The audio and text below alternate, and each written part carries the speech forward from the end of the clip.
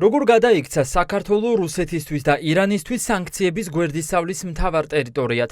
ამერიკამ სანქციები დაუწესა კომპანიას, რომელიც საქართველოში იყო დარეგისტრირებული და აქედან ეხმარებოდა ირანის რევოლუციის გუშაქთა კორპუსს კრიპტოსაფულის შევსებაში.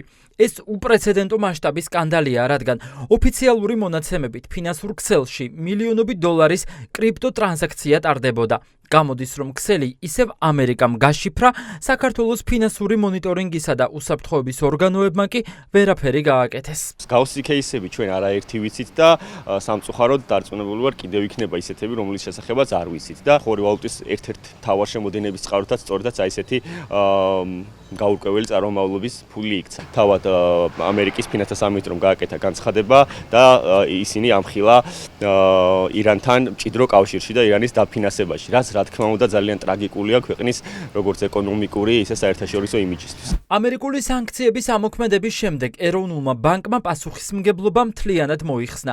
ქვეყნის მთავარ ფინანსურ ინსტიტუტში ამტკიცებენ, რომ ირანულ კომპანიას მარეგულირებლის ლიცენზია არ ქონია იმისთვის, რომ კრიპტოსაქმიანობა განეხორციელებინა. სები ამბობს, რომ საეჭვო კომპანიას მათთვის არ მიუმართავს და შესაბამისად ის ეროვნული ბანკის ზედამხედველობის ქვეშ ვერ მოექცეოდა.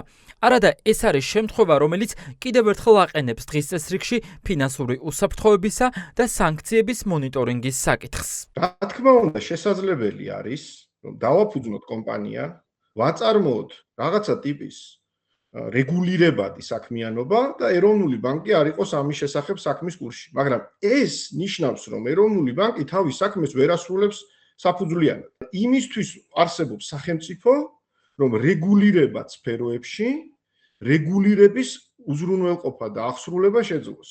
ჩვენ გვაქვს ახლა შემთხვევა, როდესაც სფერო არის რეგულირებადი და ეროვნული ბანკი ამბობს, რომ მე არაფერ შუაში არა ვარ. და მაშინ რაში გჭირდება რეგულატორი, რომელიც საქმის კურსში არ არის? კომპანია, რომელიც ამერიკამ ირანის რეჟიმის დახმარების გამო შეიყვანა შავსიაში, Shellbit Exchange-ია. მისი დამფუძნებელი ბიზნესმენი სიავაშ კაივანპურია. ამერიკის ფინანსთა სამინისტროში ამბობენ, რომ სწორედ ამ ქსელის მეშვეობით ხდებოდა ირანის რევოლუციის გუშაქთა კორპუსისთვის ფინანსური ოპერაციები, კრიპტოვალუტით ფულის გადაადგილება და სანქციებისგან გვერდის სავლაც. კომპანია საქართველოში 2025 წლის 29 აპრილს დაარეგისტრირეს. მის სამართად კი თბილისის ტექნოლოგიური პარკის თავისუფალი ინდუსტრიული ზონა მიუთითეს. კომპანია 26 ივნისს გაუქმდა, რამდენიმე კვირით ადრე სანქციების ამოქმედებამდე. კორუფციის მკვლევარებს აქვთ ეჭვი, რომ კომპანიის მუშაობას გავლენიანი მფარველები ლობირებდნენ. მიზანმიმართულად დარეგისტრირდნენ თავისუფალ ეკონომიკურ ზონაში, რომ მათ ეწარმოებინათ ბიზნესი, ანუ თავისუფალი ეკონომიკური ზონის რეგულაციები და თავისუფლება გამოეყენებინათ ბოროტად. და ეწარმოებინათ ის ბიზნესი, რაც ახლა ცნობილი არის და რომელიც დასანქცირდა.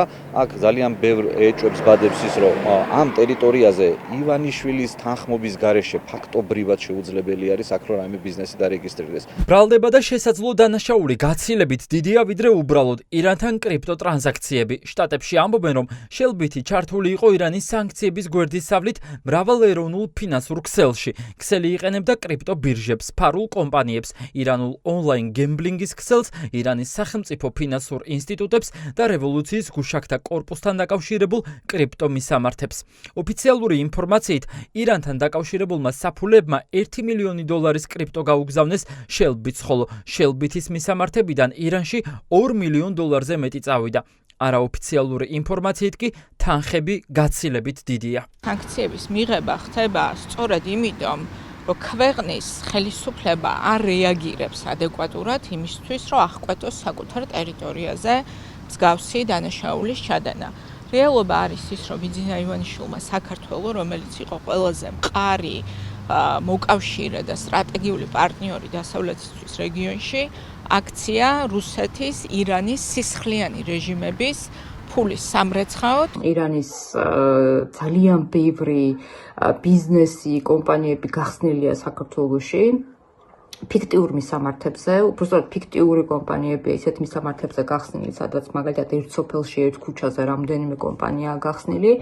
ამიტომ ძალიან მნიშვნელოვანია გვესმოდეს, თუ რამხელა საფრთხე შეიძლება იყოს თუ რაიმე სახით ფინანსური ინსტიტუტები ირანის მხრიდან აძლიერებს ზუსტად ვთქვათ ბიძინა ივანიშვილის ანტიეროვნული ხელისუფლების ფინანსურ სტაბილურობას. ახლა ჩნდება კითხვა, თუ ყველაფერი მართლაც ისეა, როგორც ამას ეროვნული ბანკი ამბობს, მაშინ როგორ შეძლო საეჭვო კომპანიამ თავისუფალ ინდუსტრიულ ზონაში რეგისტრაციის გავლა და რა საქმიანობა ქონდა მას ოფიციალურად მითითებული. ოპოზიცია ამბობს, რომ საქართველოს სანქციების თავიდან არიდების დერეფნად არის გადაქცეული, რაც პირდაპირ არტყავს ქვეყნის უსაფრთხოებას.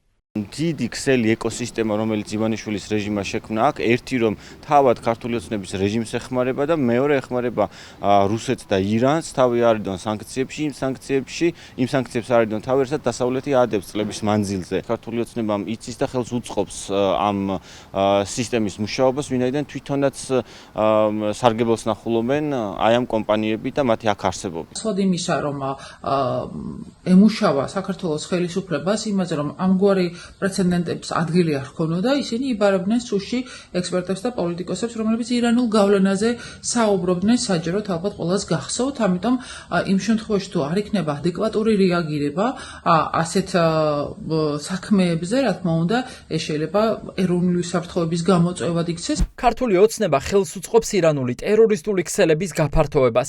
ასე გამოეხმაურა ამერიკელი კონგრესმენი ჯო ვილსონი ამოქმედებულ სანქციებს. ოპოზიცია კი მოითხოვს, რომ ნათია თურნავა პარლამენტში ახსნა განმარტებებისთვის დაიბარონ.